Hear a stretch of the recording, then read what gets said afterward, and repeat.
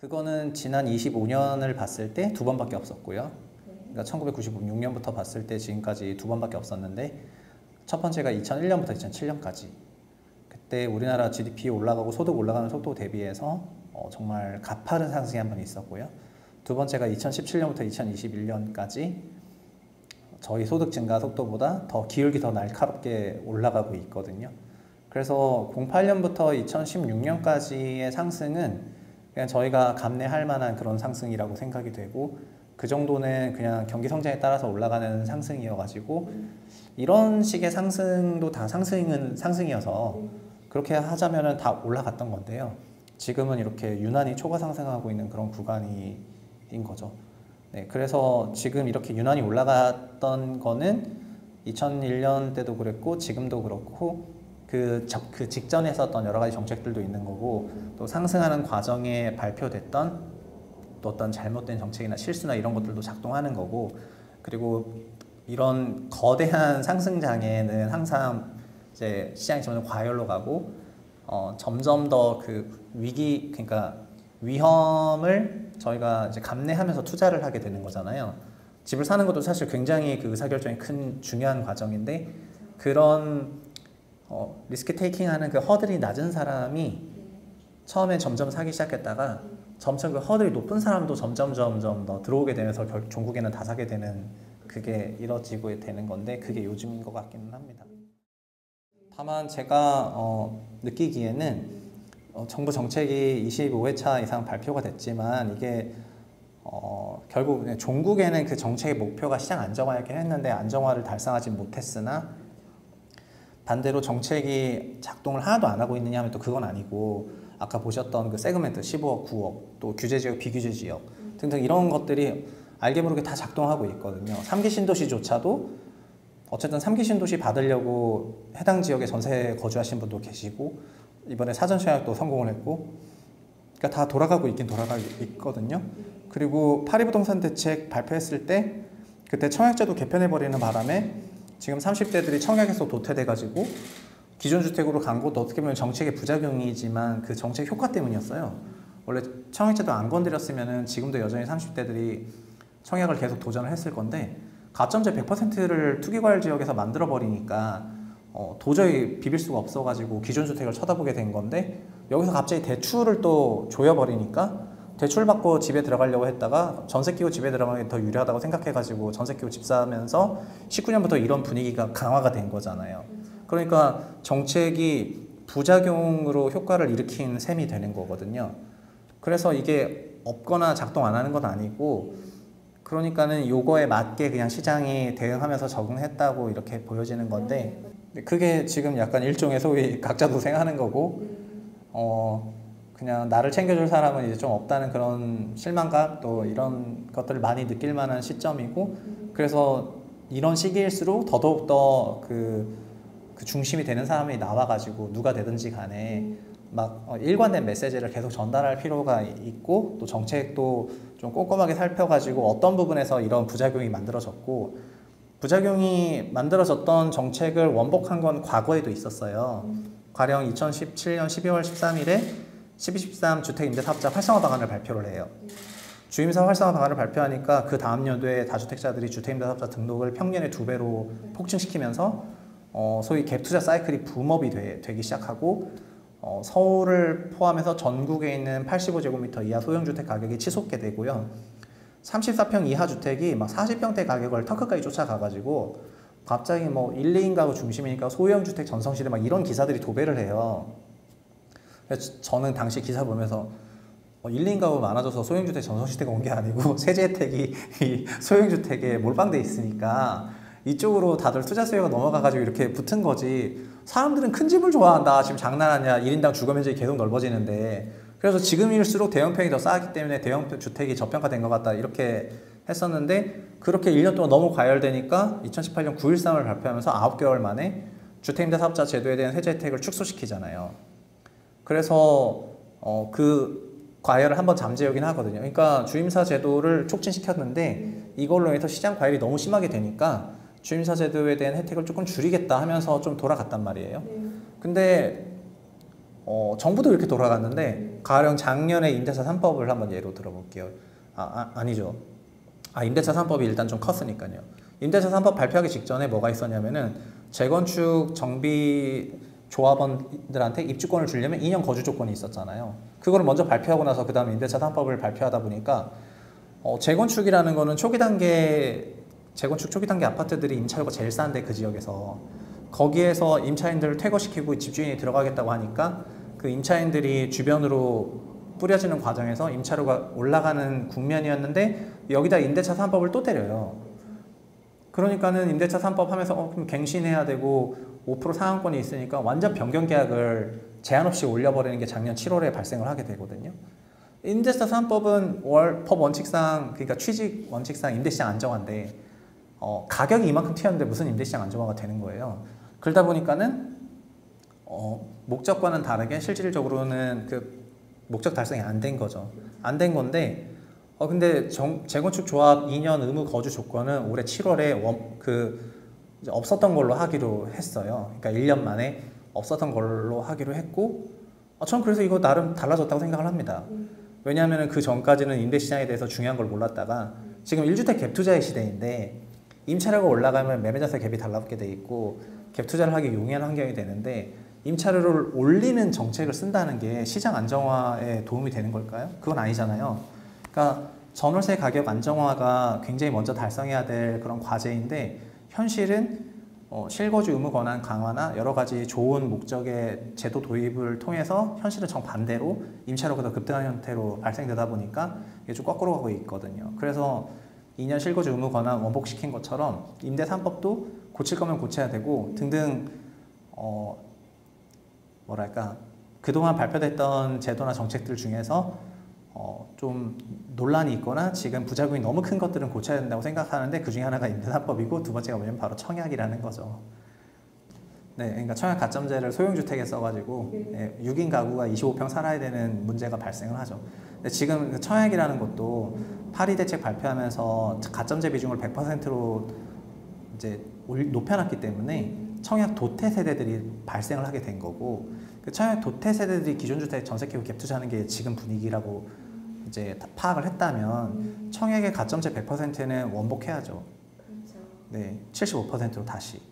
그러니까 완전 열자는 게 아니라 원래 괜찮게 있었고 세대별로 적당히 안분되던 제도였는데 갑자기 뜬금 실거주 그러니까 1순위 자격 강화라든가 이런 기준으로 인해서 실수요에 배분한다 그래가지고 높여놓으니까 뭐 어떤 문제가 있냐면은 3기 신도시 200만 원 공급한다고 한들 맞벌이 도시근로자 중간소득 넘어가는 그런 가구들한테는 그게 그림의 떡인 거예요. 근데 맞벌이 했을 때 그러니까 현재 그러니까 기존 주택을 저희가 구매 시장이랑 임차 시장으로 나눠져 있잖아요. 전체 비중이 이제 한 60대 40 정도 되지 않습니까?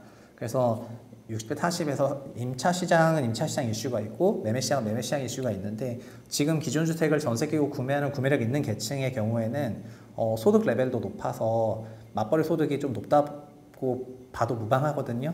이런 사람들이 청약에서 완전 도태되니까 할 수 있는 건 기존 주택 전세 끼고 갭 싸는 거고요. 다시 75로 돌려서 25% 룸만 만들어 놔도 보통 사람이라는 게 좀 희망을 갖고 살지 않습니까?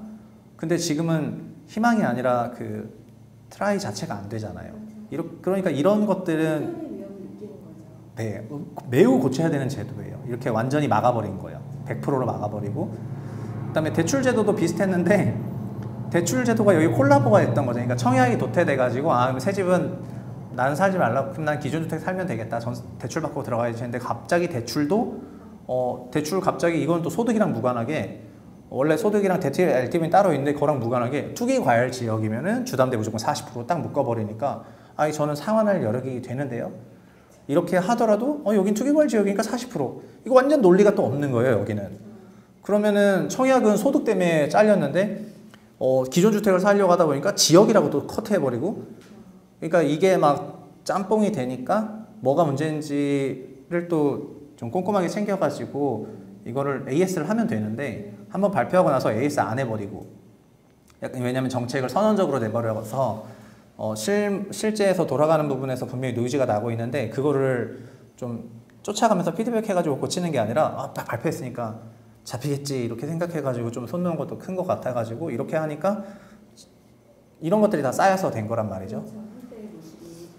예, 그래서 제가 뭐 시장 전망이라는 것도 이제는 좀 우습긴 하지만 지금의 주택시장은 이런 여러 가지 부작용과 그런 정책이 만들어낸 일정한 왜곡, 그리고 사실 그 기저에는 뭐 수요 공급 이슈도 있고 대출 요건이 좀 완화되거나 저금리 기조가 강화되거나 이런 것들 다 존재하는 거지만은 그거를 떠나가지고 직전 한 4, 5년 동안 있었던 그런 시장 변화만 놓고 보자면은 정책 효과와 정책 부작용이 매우 컸다고 생각이 되기는 돼요. 지금 시장은 이렇게 생각하는 것 같아요. 돌이켜보면은 2017년도부터 2020년 되기 전까지는 청와대와 정부 주도로 부동산 정책을 쏟아냈거든요. 누가 봐도 이제 청와대하고 그 국토부 장관 나와가지고 정부 정책을 쏟아냈다고 생각이 되고요. 작년에 21대 국회 출범하면서부터는 국회 주도로 정책을 쏟아냈다고 생각이 되거든요. 그래서 6.17, 7.10 부동산 정책, 임대차 3법, 그리고 올해 발표했었던 재건축 조합원한테 2년 거주해야만 입주권 준다는 형태 정책이랑 많은 형태의 정책들을 발표를 했어요. 최근에 양도세라든가. 그랬는데 내년 대선을 앞두고 나서는 지금 임대사업자 제도를 손본다거나 하는 것들이 어떤 특정 집단한테는 매우 좀 비인기일 거 아니에요. 그런 집단에 피해가 가는 형태의 정책을. 그래서 선거 전까지는 이런 형태의 정책을 과감하게 밀지 못할 거라는 시장 생각들이 있다 보니까 내년 대선 전까지는 어떤 굵직한 부동산 정책이 다들 안 나올 거라고 생각을 해요. 그래서 과거에는 어쨌든 좋든 싫든 뭐 자기가 시장 안정화 해보겠다, 뭐 내년까지 집 팔아라, 뭐 뭔가 이런 헤드쿼터가 있었어요. 그런 사람들이 있어가지고 시장에 메시지를 계속 던졌는데 지금은 그냥 부총리님 나오셔가지고 집값 고점인 것 같습니다. 그냥 뭐 기다렸으면 좋겠습니다. 이렇게 하면서 약간 그것도 경제부총리가 부동산 정책 총괄했던 사람들 다 뒤로 빠져가지고 그런 걸 보다 보니까 이제 시장 참여자들이 갖고 있는 생각은 다들 그냥 내년 대선까지는 그냥 손 놓으려나 보다 이런 생각이 좀 많고 그래서 이런 상황이 되다 보니까 그럼 나는 내 문제 알아서 내가 해결을 해야지 되는 건가 해서 상황이 조금 내몰린다고 저는 받아들여지고 있거든요. 그런 사람들이 그래서 내년 제가 한 달 전에 3프로TV 나왔을 때도 똑같은 말 했는데 지금 운전수가 없어가지고 내년 대선 전까지는 과열이 우려스럽다 이렇게 얘기를 했고 지금도 비슷하게 생각을 해요. 그 질문을 만약에 무주택자가 하시는 거면 집 사셔야죠. 네네. 일단 자기 집을 만약에 살 수도 있는데 안 사는 거는 그거는 매우 투자적인 마인드라고 생각해요. 반대로. 본인이 보통 1주택 같은 경우에는 주거 문제 해결을 위해서 사는 거잖아요. 특정 지역에 오래 살 거고 좀 2년 이상 임대차가 필요하고 그 다음에 집 문제 이제로부터 좀 자유로워지고 싶다. 이러면 집을 사는 거지 않습니까? 근데 이게 많이 올라갔으니까 지금 사지 말아야 되겠다. 이 생각 자체가 좀 투자적이라고 생각하거든요. 그래서 첫 번째 집 같은 경우에는 그냥 본인 주거 문제를 해결하는 차원에서는 사는데 매우 노력을 기울여야 되는 건 맞아요. 다만 문제는 뭐냐면은 그렇게 한번 사고도 부동산 문제가 끝나지 않는다는 겁니다. 네, 계속 있긴 있는데 근데 지금 무주택으로 그러니까 집을 살 구매력이 있는데 사지 않았다고 한다면은 부동산에 대해서 집을 산 사람보다도 더 투자적인 마인드가 있지 않았나 이렇게 생각이 되고요.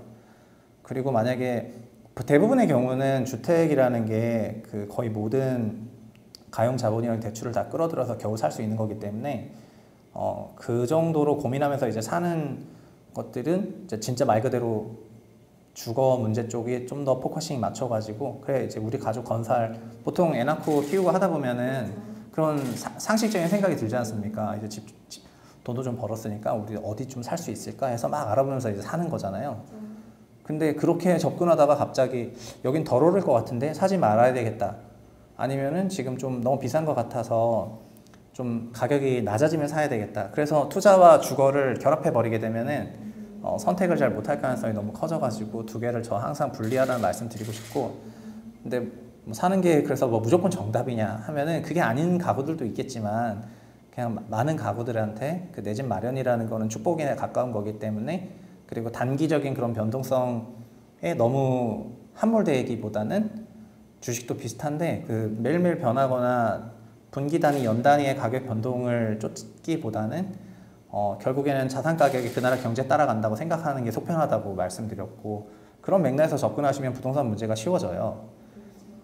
요새는 투자로 많이 가가지고 이게 1주택 갭 투자가 그래서 초반 대비 지금 분위기도 좀 많이 달라졌는데, 옛날에는 자기가 거주할 지역에 전세 끼고 사놨다가 나중에 들어가겠다 이런 생각이었는데, 지금은 내가 얼마 있는데 어디 샀을 때 제일 많이 올라가요? 이런 완전 투자적인 마인드로 바뀌어가지고, 이게 원래 실수요 마켓일 때는 주택 가격이 이렇게 가파르게 상승한 적은 없었거든요. 근데 지금은 형식은 실수요 마켓이지만 마인드는 완전 투자 마인드죠. 그러니까 지금 이제 소위 지역을 짚어라, 저는 이거는 이제 완전 잘못된 접근이라고 생각을 하고요. 강남 4구, 노도강, 금강구, 양녕강 이런 식의 접근이 너무 이런 제도 정책이 없을 때의 접근 방식이에요. 지역으로 그러니까 어떤 특정 지역의 어떤 입지 가치나 막 이런 변화가 이런 거는 너무 좀 옛날스럽고, 지금은 일단 수도권 안에서면은 9억 원 이하 주택, 그리고 뭐 이런 형태로 그냥 소위 마디 금액 이하인 거, 자기 구매력이 그러니까 9억이든 15억이든 이런 금액대가 있지 않습니까? 자기 구매력 안에서 이제 저는 이제 이렇게 말씀을 드리고 싶은 게 있는데, 전세 끼고 집을 살려고 하는 유혹이 매우 크겠지만은 대출 받아서 집 사서 들어가라고 하고 싶고요. 첫 번째는요.